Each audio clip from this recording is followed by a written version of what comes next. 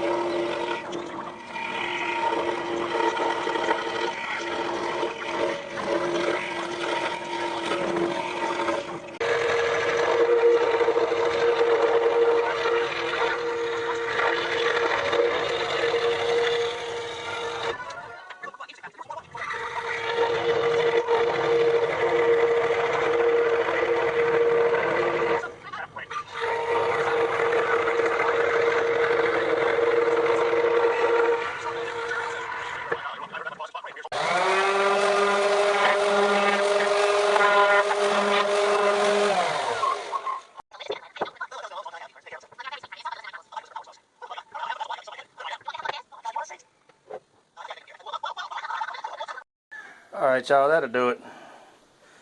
I just put some dark walnut Danish oil on it just to give it a little tint. And I put a little hanger on the back, a little D-ring hanger. You can't really put it on that top of that L because it won't center it. But that'll do it. It's just a little thing. I mean, it's not very big, real light. But hopefully somebody will buy it tomorrow or Saturday at the farmer's market. I may do some more of them and do them different colors. I'm not sure yet. Right now I got to get out there and get back on that headache rack and get some more done on it. This is another thing I cut out. It's thick. That's just old pallet boards put together. That's what I cut it out of right there. I still got to do a little sanding on it. And I'll do like a distressed white on it. But anyway, that'll do it on that. If anybody does do this and you try to put that D-ring back there, make sure you pre-drill it or it will split it. It's such a thin spot. So anyway, that'll do it on this one, man. I got to get out here and get back on this headache rack. If y'all like these type of videos, please like and subscribe. I'm not sure what the next one is. I know after I get done with this rack, I got another big barbecue pit that's almost just like the Texas Longhorns. It don't have wheels or burners. He wanted it with no wheels. That thing's gonna be heavy too to move. But I know I got something coming up. If y'all seen these, if y'all seen the old video of these table frames where I turned one into a little pit that had a grill that would swing back and forth on it. I think I called it a Western fire pit grill. But I still got two of these frames. Man, I built those things, I know, over 2 years ago, 2.5 years ago, and I still have two of the frames.